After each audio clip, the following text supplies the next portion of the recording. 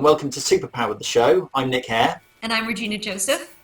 And together we'll be bringing you the latest events and trends in economics, politics, technology, and anything else that's interesting. It's been a month since our first show, and one of the things we try to do on Superpowered is keep track of our forecasts over time and track our performance when questions get resolved. Now, one of the questions we forecast recently was about Grexit, the Greek exit from the Eurozone. And we made those forecasts while the negotiations were still ongoing, and then things seemed to go fairly wrong. The Greeks defaulted on their loan repayment, and at a referendum the Greeks rejected the deal that had been put forward to them by the creditors. But since then things seem to have resolved, at least in the short term. The government managed to get a deal and a bridging loan, and our forecast for a Grexit has now dropped back down to an average between the two of us of about 20%. So, Regina, what's driving your thinking about that at the moment? Well, when we first started our forecasts on the Grexit, we actually had some disparity between our initial forecasts. Nick, you started actually much lower in your forecast, your initial forecast, whereas I was actually starting much higher, above a 50% probability. As we got closer to the actual denouement of the final decision amongst the Eurozone members with regards to whether or not they were going to extend a further bailout to Greece, our forecasts actually started to converge a little bit more closely, although still not very much. Nick, your highest forecast was at a probability of 50%, whereas I extremized all the way right to the top of 100%. And the tracking at the time suggested that things were getting very close towards a Grexit from the Eurozone. However, that particular outcome was averted.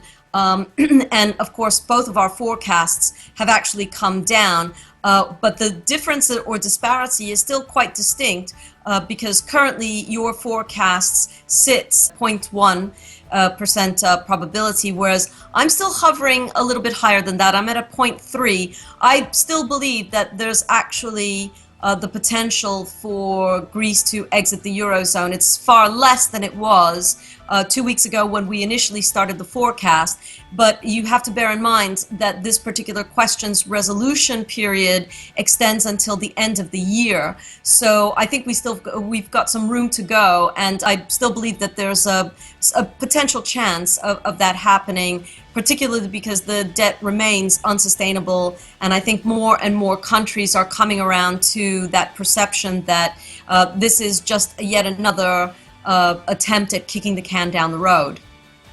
Yeah, I mean, my feeling, I think, at the time and now again, is that basically the big players don't want Greece to leave. And the reason I've got 10% there, as you say, there's still 6 months to go, and, you know, accidents happen. So, Nick, this week on this episode's Dare to Be Embarrassed segment, we're actually going to take our cues from our very first episode's guest, Steve Levine, the author of The Oil and the Glory and The Powerhouse. And for Steve's segment on our first show, he actually made the forecast that the Iran deal was going to go through. So for this segment, we're actually going to pick that up and talk a little bit about the Iran deal. And as a way of getting started on how to extend forecast questions from Steve's prediction that the Iran deal would actually happen, we're going to take a look at what the potential is for the actual lifting of U.S. sanctions from Iran. What do you think, Nick? Well, I've been sort of mainly looking at the US political situation here. The US Constitution is very confusing here. It's completely baffling. Basically, the US Constitution says there's two types of treaty. There are executive agreements and treaties. Treaties need approval by 2/3 majority of Congress, whereas executive agreements, I think, just need a majority like regular laws. So not surprisingly, presidents prefer executive agreements, and about 90% of all international agreements have been called executive agreements. No one seems to be quite sure how to tell which is going to be which. But that's irrelevant here, because actually this isn't even, according to the administration, this isn't a treaty of any sort whatsoever. This is just a plan. Now, that means that they don't even have to put it through Congress, right? So Congress were miffed by this, and so they passed an act, the Nuclear Agreement Review Act, a couple of months ago, which effectively said that they get to approve or disapprove whatever Obama comes back with from negotiations with the Iranians. So you might say, well, why should the president care if Congress disapproves? You know, boo-hoo. Well, apart from making him sad, the thing is that the agreement involves the removal of US sanctions, right? So that does involve the making or the repealing of laws, and that's why Congress are going to be involved. So the plan will involve them removing sanctions at some point if they approve the deal. It's not remotely straightforward how this works, but for sanctions to be lifted, two things have to happen. So firstly, they could just approve it or do nothing, and they've got 60 days to decide whether or not they approve or disapprove. And if they do nothing, that's fine. The plan will go through. I think uncontroversially the sanctions will be lifted. The alternative is that if they disapprove, the president could then veto that disapproval. And at that point, if nothing else happens, that's fine. The plan will go ahead. Sanctions will be lifted. Now the problem comes if they then counter that veto, which they can do with a 2/3 majority of Congress and the Senate.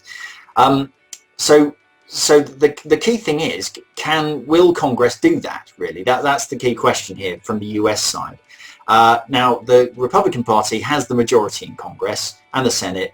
But in order to get the 2/3 majority required to kill a veto, they would also need some rebel Democrats to join them, and that's the tricky, interesting decision here that we've got to decide how likely that is.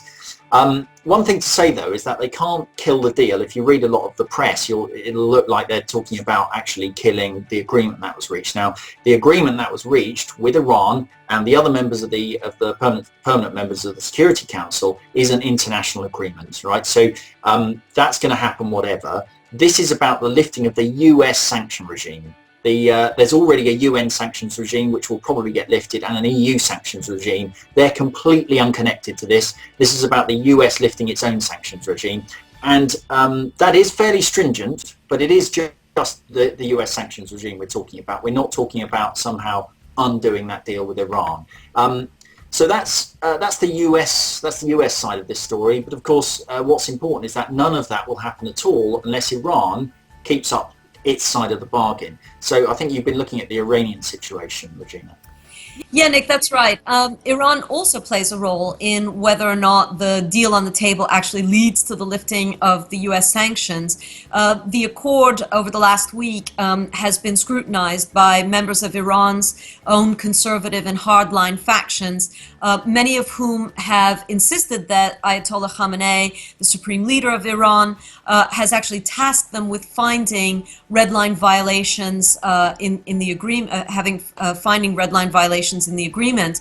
For some hardliners, the lifting of the sanctions actually represents a true threat because many have enriched themselves from the black market economies that have sprung up in the wake of the sanctions. So maintaining the status quo is decidedly in their interest. However, Khamenei faces a much more implacable constituency in the general public.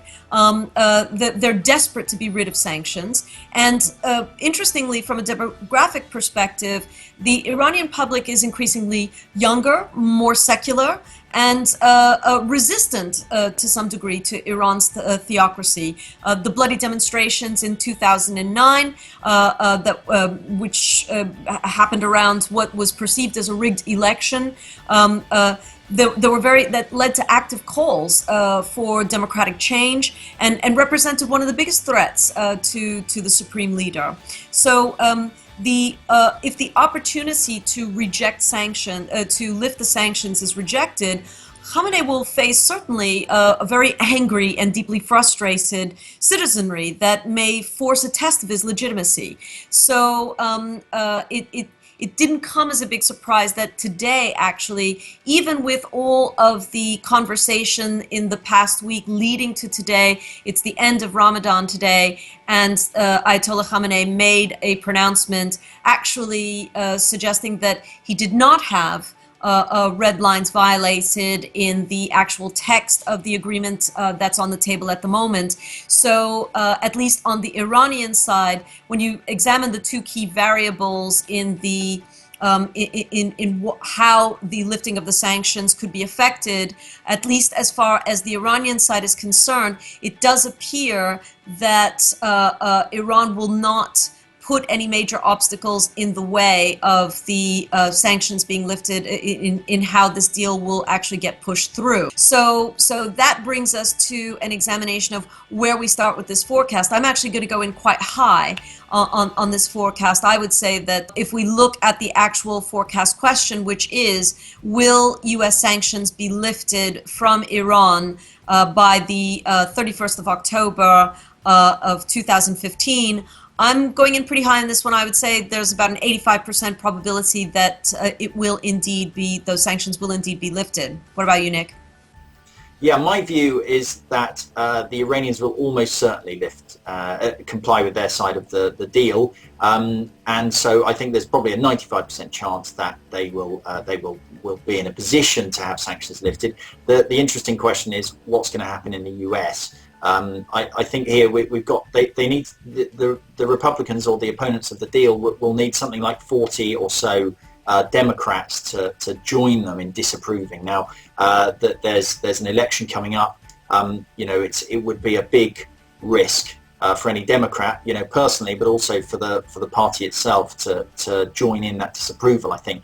But on the other hand, there is a chance that this could become one of those sort of touchstone issues where people don't want to be seen to be being light on Iran. If the narrative goes a certain way in the media, I can see people feeling pressured to join in the disapproval of the deal. So I'm saying there's roughly an 80% chance of the US passing the lifting of sanctions. So I reckon together there's probably a 75% chance that the sanctions will be lifted by the 31st of October. Okay, so we're pretty much in lockstep again. You're at about 75%, and I'm going in about 85%. So not that much disparity. We're both going in pretty high in our initial forecast. So I guess it'll all remain to be seen. We've got 60 days for the Congress to review. We'll see. We'll revisit this again in 2 months' time and see where we are. Okay, so we're signing off for this episode, and we ask you to stay tuned to our upcoming episodes. We're going to be releasing a few more shorts in the upcoming weeks. And again, remember to send us your ideas for forecasting questions. You can send them to us via our Twitter feed, which is @super_powered. Or you can also send them to us via our Facebook page, which is also Superpowered. And we look forward to hearing from you. So it's goodbye from me. Goodbye from me. And we hope to see you soon.